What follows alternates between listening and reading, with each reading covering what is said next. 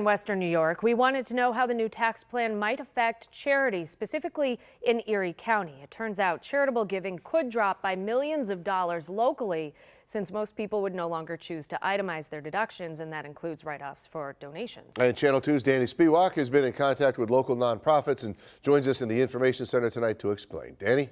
Yes, Scott and Kelly, I've been in contact with United Way's Research and Policy Director here in Western New York. She referenced a study from Indiana University that shows charitable giving could drop by $19 million in Erie County as a result of this tax plan. That would have enormous consequences for charities that rely heavily on donations.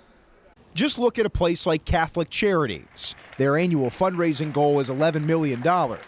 But Sister Mary McCarrick says she's been told to expect a 2 to 5% drop in giving from large donors when the new tax code takes effect. Well, we have to cut back on services. That would be the only possibility, the only possibility we have. The projected drop from large donors could impact everything from food pantries to counseling services. If we lost 2 to 5% of that money, that would be a very significant problem for an $11 million appeal.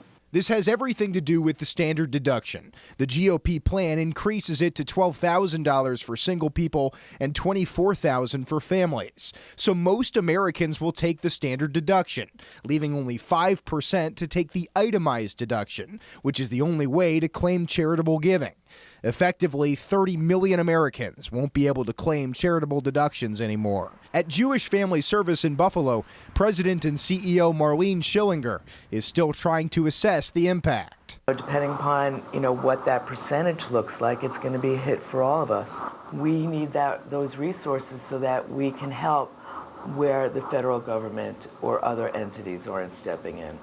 So we fill the holes. As for Catholic Charities, they remain optimistic. We're seeing a growing number of people who are not church affiliated, realizing that the majority of people we serve are not Catholic, and they're coming on board to help us. So I'm hoping that that will work against any national trend.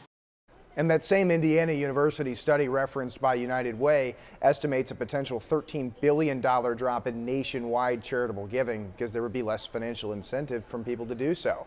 United Way had urged both parties to fight for an amendment that would extend the charitable deduction to all taxpayers, but that didn't make it in the final plan. Danny Spiewak, Channel 2 News.